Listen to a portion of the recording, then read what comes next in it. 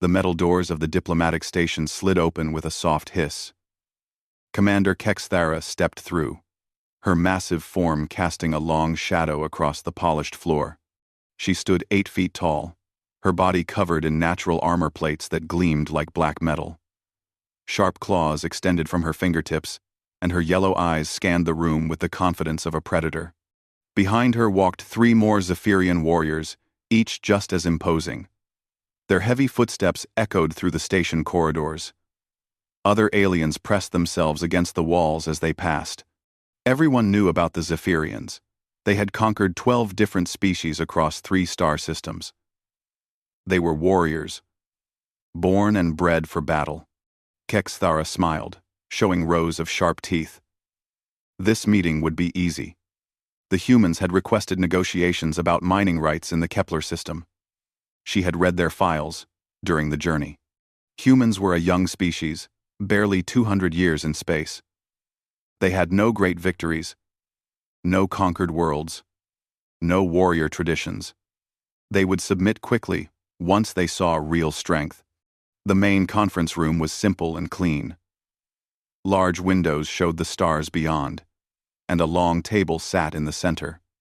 Already waiting at the table was the human delegation. Kexthara counted 5 humans, all looking small and weak compared to her warriors. The leader of the human group stood up as they entered. He was an older man with gray hair and kind eyes. His skin looked soft, like it had never seen real combat. He wore simple clothes, a blue shirt, and dark pants. No armor, no weapons, no signs of warrior rank. "Welcome to Station Echo," the man said with a warm smile. "I'm Dr. Marcus Chen, representing Earth's colonial authority. Thank you for coming." Kexthara did not return the smile. She walked to the opposite side of the table and remained standing. Her warriors took positions behind her, arms crossed, looking intimidating. "I am Commander Kexthara of the 7th Conquest Fleet," she announced. Her voice was deep and commanding. "We are here to discuss your surrender of the Kepler system." Dr. Chen blinked in surprise. "Surrender?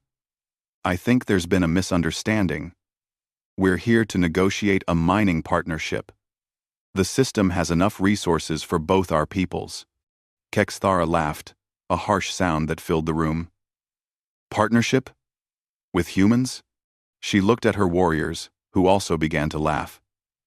"Tell me, Dr. Chen, how many worlds have your people conquered?" "None," Dr. Chen replied, honestly. "We prefer trade and cooperation to conquest." "And how many species have you defeated in battle?" "We haven't fought any interstellar wars," Dr. Chen said. "We've had some conflicts with pirates, but mostly, we try to solve problems through talking." This made Kexthara laugh even harder. She slammed her clawed hand on the table, leaving deep scratches in the metal surface. The humans jumped back, but Dr. Chen stayed calm. "This is exactly what I expected," Kexthara said. "Humans are weak. You have no claws, no natural armor, no warrior spirit. You are soft creatures who hide behind words because you cannot fight." Dr. Chen's teammates looked worried, but he remained patient. "We may not be warriors like your people, but we have our own strengths. Perhaps we could find ways to work together that benefit everyone." "Work together?" Kexthara stepped closer to the table. "Why would warriors work with prey? The Kepler system belongs to the strong. That is the way of the universe. We discovered the system first," one of the other humans said.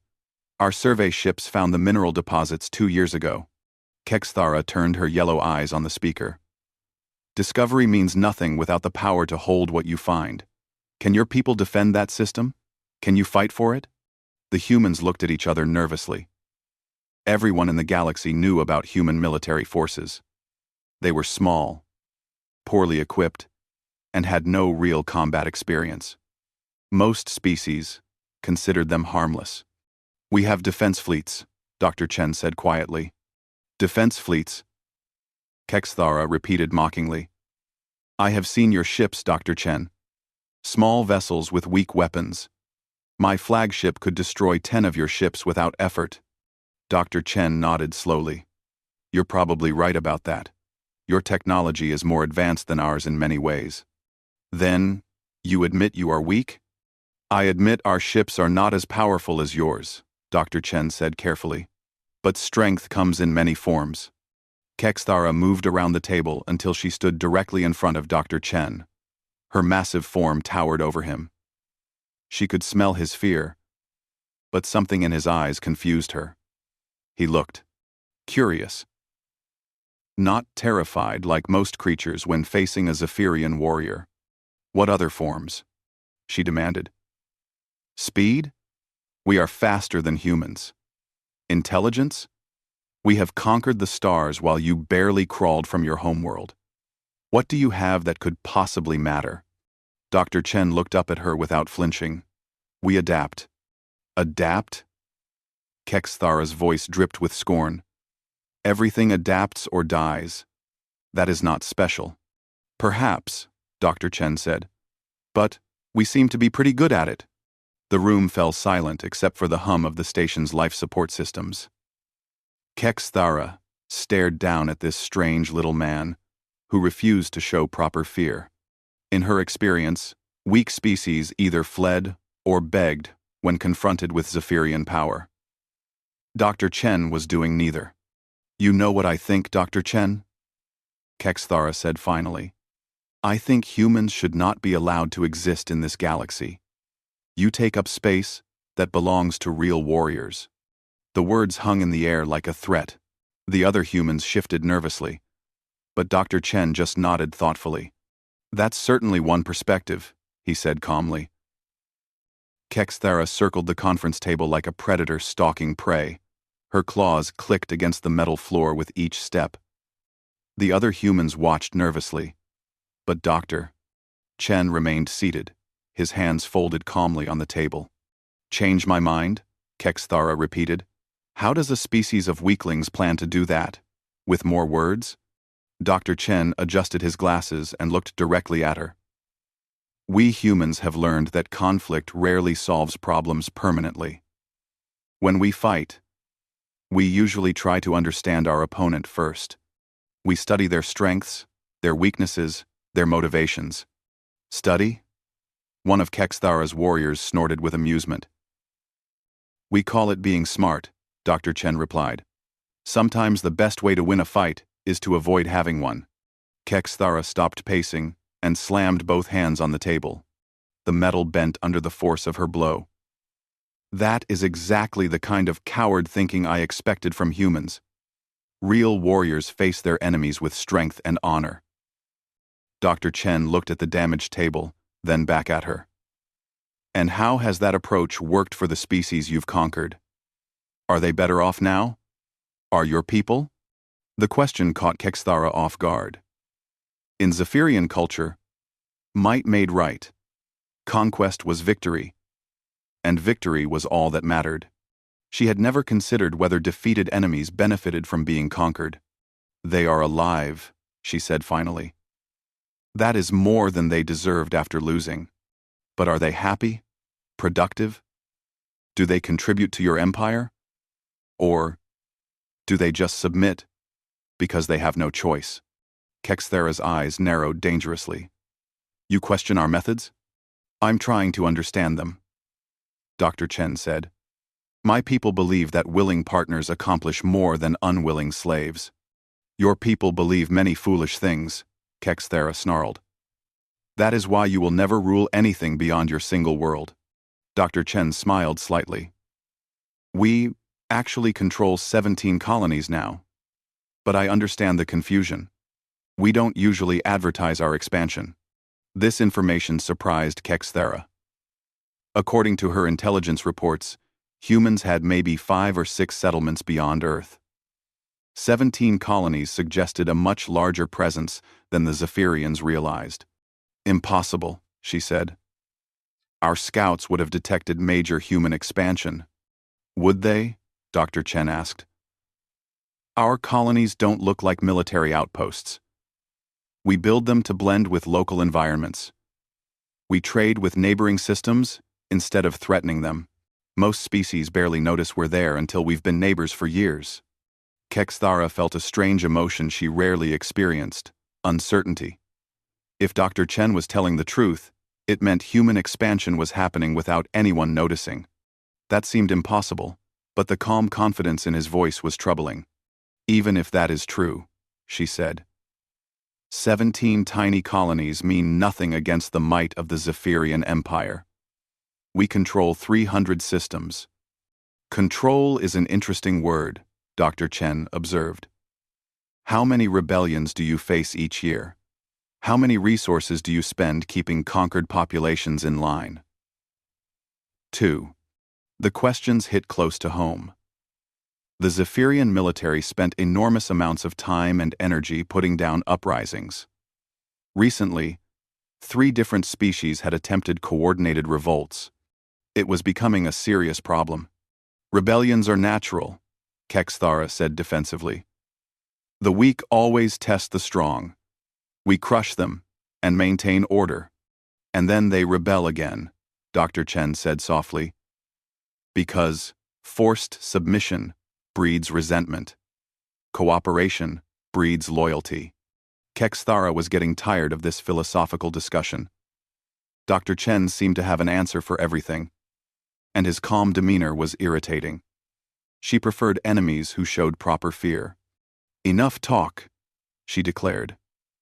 Words are wind. Only strength matters in this galaxy. Dr. Chen leaned back in his chair. I disagree, but I understand your perspective. Your culture values physical prowess above all else. Finally, you begin to understand. Kexthara smiled, showing her sharp teeth. Which brings me to my proposal for ending this negotiation. The humans exchanged worried glances. Dr. Chen remained calm, but his teammates clearly expected trouble. According to Zephyrian law, Kexthara announced formally, disputes between species can be settled through single combat. One representative from each side fights until one cannot continue. The winner's people take everything. Dr. Chen raised an eyebrow. Everything? The Kepler system, all mining rights, and human acknowledgement of Zephyrian superiority in this sector of space. And if we refuse? Kexthara's grin widened. Then we take the system anyway and hunt down every human ship we find. But this way, at least you die with some honor.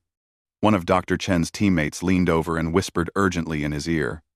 Kexthara caught words like insane and suicide and call the fleet. The other humans looked scared, which was exactly the reaction she wanted. But Dr. Chen just sat quietly, thinking. After a long moment, he looked up at her. This single combat, he said. Of course. Traditional warrior combat in a proper arena. No weapons except what your body provides. And you would be representing the Zephyrians? Kexthara puffed out her chest with pride. I am the finest warrior in the 7th Fleet. I have never lost single combat. Dr. Chen nodded slowly. How long do I have to prepare? The humans stared at him in shock. Even Kexthara was surprised by his quick acceptance. You accept the challenge? She asked. I do. Marcus, no! One of his teammates hissed. You can't fight her. Look at the size difference. Dr. Chen patted his colleague's shoulder reassuringly. It's all right, Sarah. Sometimes you have to meet people where they are. Kexthara felt a surge of respect mixed with confusion. Dr. Chen was clearly about to die, but he showed no fear. Either he was very brave or very stupid. The combat will take place tomorrow at dawn, she announced. That gives you 1 night to make peace with your gods. That should be enough time, Dr. Chen said calmly. I'll need access to the station's research databases and fabrication unit. Research? Kexthara laughed. What will you do? Study me to death? Dr. Chen smiled that same mysterious smile. Something like that. Dawn came quickly on the small moon, where Station Echo was built. The artificial gravity generators hummed steadily as beings from dozens of species gathered in the station's main cargo bay. Word of the challenge had spread through the diplomatic community overnight. Everyone wanted to see what would happen when a human faced a Zephyrian warrior. The cargo bay had been cleared and converted into an arena. Bright lights illuminated a large circle marked on the floor. Around the edges, observers sat on makeshift bleachers. Most looked excited, like they were about to watch an entertaining show. Kexthara entered from the east door, and the crowd fell silent. She wore traditional Zephyrian combat gear, lightweight armor that covered her vitals while allowing full movement. Her natural armor plates gleamed under the lights, and her claws had been sharpened to razor points. She moved with the fluid grace of a born predator. She began her pre-combat ritual in the center of the arena. First came the intimidation display.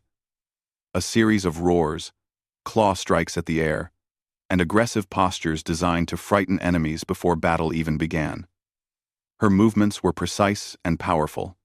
Every gesture showed years of training and countless victories. The observers watched in fascination. Even species that disliked the Zephyrians had to admit their physical prowess was impressive. Kexthara was a perfect example of her people. 8 feet of muscle, bone, and natural weaponry, shaped by evolution for war. Dr. Chen entered from the west door as Kexthara finished her display. The contrast was striking. Where she was tall and armored, he was average height and wearing simple station coveralls. Where she had claws and fangs, he had soft hands and a gentle expression. He carried a small bag of equipment and a tablet computer. The crowd murmured in confusion. Dr. Chen looked like he was going to fix a broken machine, not fight for his species' survival. Several observers shook their heads, sadly. This would be over very quickly. Dr. Chen set his bag down at the edge of the arena and pulled out what appeared to be basic protective gear, knee pads, elbow guards, and a simple helmet. Nothing fancy or threatening. While he put on the equipment, he kept glancing at his tablet and making notes. Kexthara watched with growing amusement. "Are you writing your final words, Dr. Chen?" "Something like that," he replied without looking up. "Just reviewing some research I did last night. Research will not help you when my claws find your throat." Dr. Chen finished putting on his protective gear and walked to his side of the arena circle. He looked small and vulnerable compared to the massive warrior across from him. The tablet remained in his hands. The station's administrator, a tall, blue-skinned alien, stepped forward to officiate. "The challenge has been made and accepted according to Zephyrian law. Combat will continue until one fighter cannot continue. Are both representatives ready?" Kexthara dropped into a combat stance, claws extended, muscles coiled for action. "Ready." Dr. Chen looked up from his tablet and nodded. "Ready. Begin." Kexthara exploded forward with terrifying speed. Her people were natural sprinters, capable of covering ground faster than most species could react. She planned to end this quickly with an overwhelming rush attack. But something strange happened. As she charged, Dr. Chen didn't try to run or dodge dramatically. Instead, he took 2 small steps to his left and shifted his weight slightly. Kexthara's claws whistled through empty air where he had been standing. Her momentum carried her past him. She spun around, confused but not concerned. Humans were supposed to be slow and clumsy. Dr. Chen's movement had been precise and minimal, like he knew exactly where she would attack. "Lucky," she growled, and attacked again.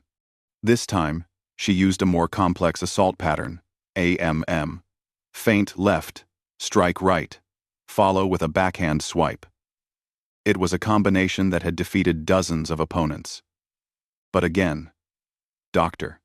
Chen seemed to know where she would be. He avoided each attack with small, efficient movements. What was more disturbing, he was still holding his tablet. While dodging her strikes, he was reading something on the screen and occasionally making notes with a stylus. "What are you doing?" Kexthara demanded as she reset for another attack. Taking notes, Dr. Chen replied calmly. Your fighting style is fascinating. Very systematic. Kexthara felt a flash of anger. This weak human was treating their deathmatch like a research project. She launched into a furious series of attacks, using every technique she had learned in 20 years of combat training. Dr. Chen moved like he was dancing to music only he could hear. Every swipe of her claws missed by inches. Every kick and strike found empty air. Worse, he seemed to be getting better at predicting her movements. Your people favor attacks from the upper right quadrant, he observed while sliding away from another strike. Interesting biomechanical preference. The crowd was beginning to murmur. This wasn't how anyone expected the fight to go. Kexthara should have overwhelmed the human in the first few seconds. Instead, she was becoming visibly frustrated while Dr. Chen remained completely calm. Stop running! Kexthara shouted. I'm not running, Dr. Chen pointed out. I'm still in the arena. I'm just not standing where you're trying to hit me. She tried a different approach, backing Dr. Chen toward the edge of the arena where he would have less room to maneuver. But somehow, he always seemed to end up with plenty of space around him. It was like he knew the dimensions of the fighting area perfectly. After several more minutes of futile attacks, Kexthara paused to catch her breath. Her natural armor was designed for quick, decisive battles. Extended fighting was more draining than she expected. Dr. Chen used the break to make more notes on his tablet. Your people's bone structure limits upward striking angles to about 70 degrees, he said conversationally. And your muscle groups fatigue in a predictable pattern. Very interesting evolutionary adaptations. Kexthara stared at him in growing alarm. Dr. Chen wasn't just avoiding her attacks randomly. He was studying her species like a specimen in a laboratory. Every movement she made seemed to give him more information. What did you do last night? She asked suspiciously. Dr. Chen looked up from his tablet with that same mysterious smile. I learned everything I could about Zephyrian anatomy, physiology, and combat techniques. Turns out your people have been fighting the same way for thousands of years. Very traditional. The words sent a chill through Kexthara's spine. If Dr. Chen understood how her species fought, if he had studied their weaknesses. Impossible, she whispered. You had only one night. True, Dr. Chen agreed. But humans are very good at learning quickly when we need to. Kexthara wiped sweat from her brow, her breathing heavy after minutes of failed attacks. Across the arena, Dr. Chen looked completely relaxed. He had barely moved except to avoid her strikes. Yet somehow, he controlled the entire flow of combat. You cannot win by running forever, Kexthara snarled. You're right, Dr. Chen agreed, but I'm not trying to win by running. He gestured to his tablet. I'm trying to win by understanding. Understanding what? You. Your species. The way you think about conflict. Dr. Chen began walking slowly around the edge of the arena, keeping the circle between them. For example, I noticed that Zephyrian combat techniques haven't changed in over 2,000 years. Same basic patterns, same preferred angles of attack, same muscle memory responses. Kexthara's eyes narrowed. Tradition is strength. Why change what works? Because static systems become predictable, Dr. Chen replied, and predictable systems can be defeated by adaptive systems.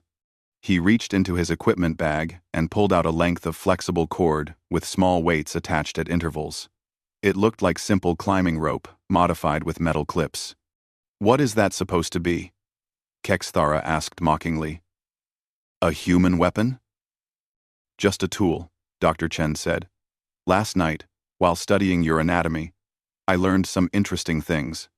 For instance, Zephyrian joint structure is optimized for forward and lateral movement, but you have limited flexibility in certain directions. As he spoke, he began swinging the weighted cord in a slow pattern. It whistled softly through the air. Kexthara attacked again, determined to end this humiliation.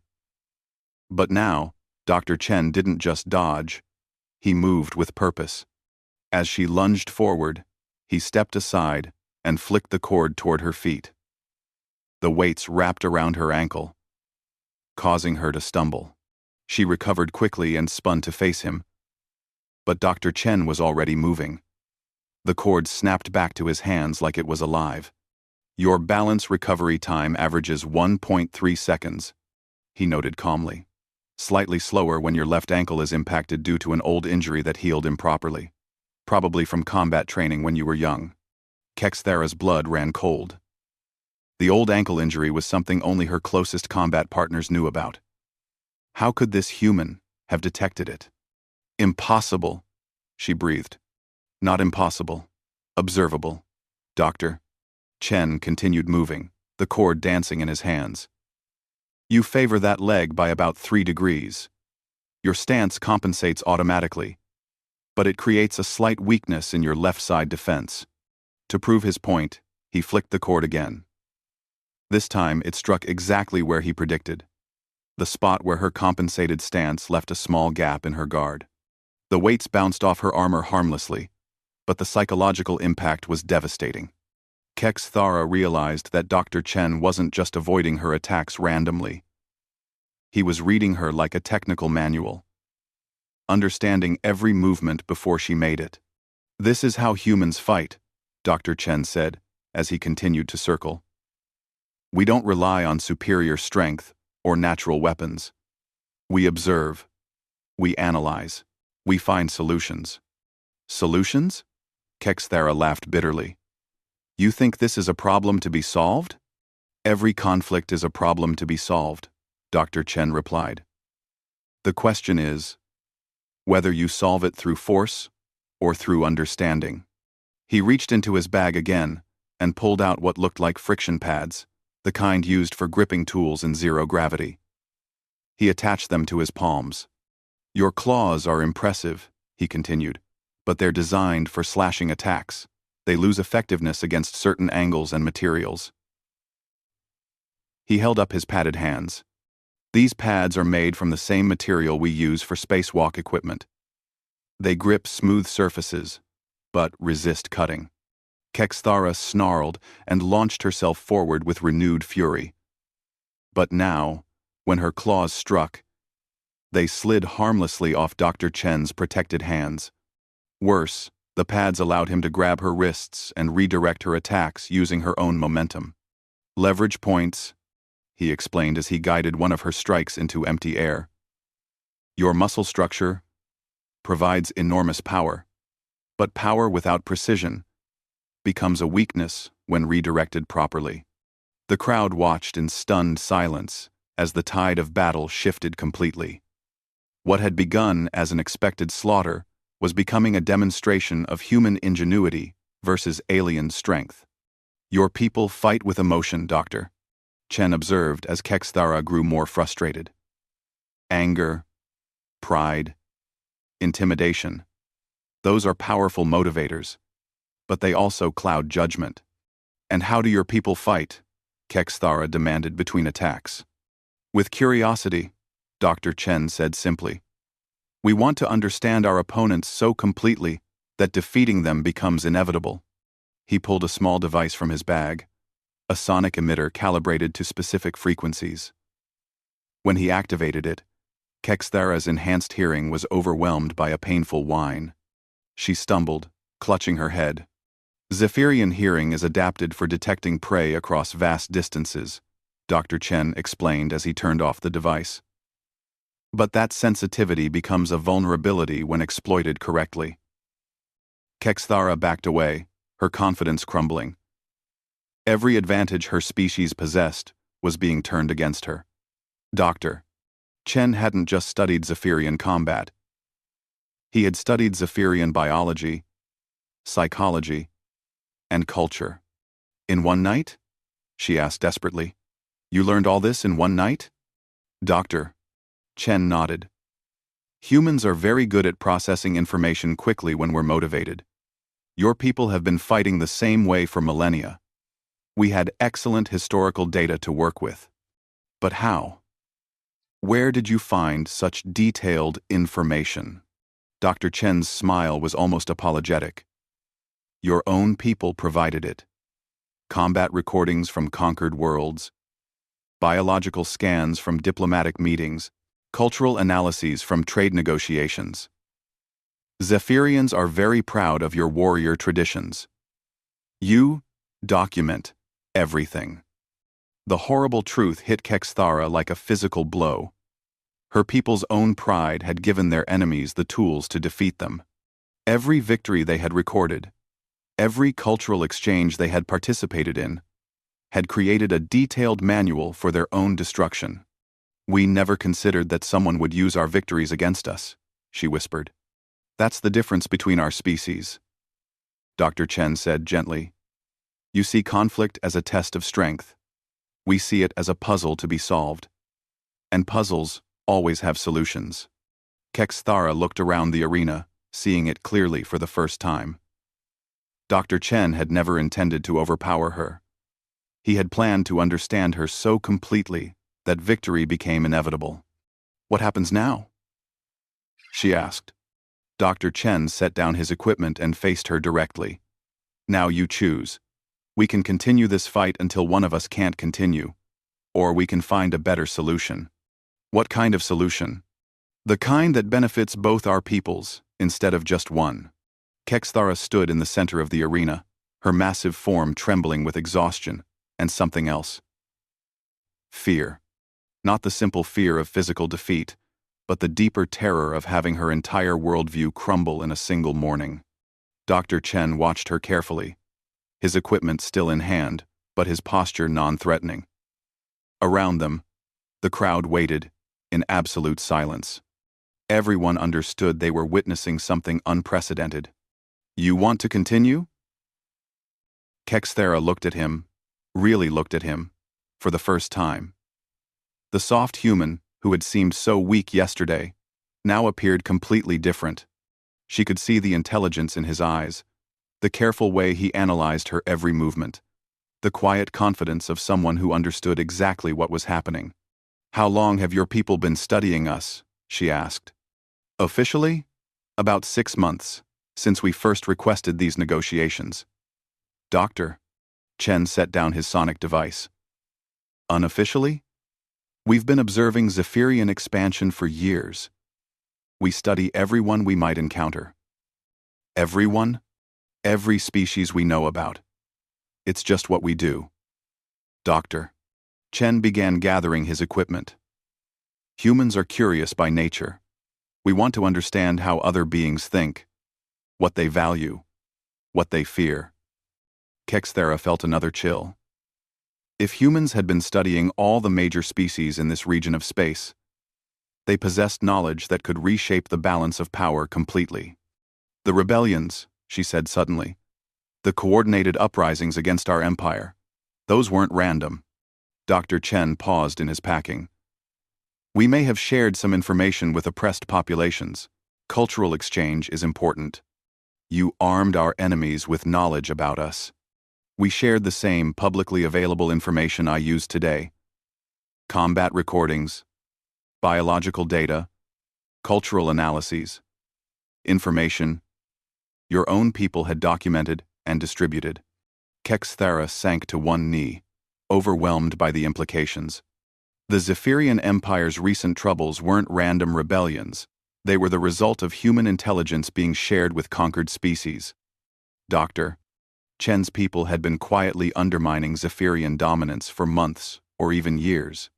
Why? She asked. Why not attack us directly? Because we don't want to destroy you. Dr. Chen said simply. We want to understand you. Violence should be the last option, not the first. But you could destroy us, couldn't you? If you wanted to. Dr. Chen considered his words carefully. Your ships are more powerful than ours individually. Your warriors are stronger than humans in direct combat. But conflicts aren't won by individual superiority alone. He gestured to the arena around them. This fight was never about physical strength. It was about information, preparation, and adaptability. If our species went to war, those same principles would apply on a larger scale. Kexthara imagined human fleets appearing throughout Zephyrian space, not to fight massive battles but to disable ships with precisely targeted attacks based on complete understanding of Zephyrian technology.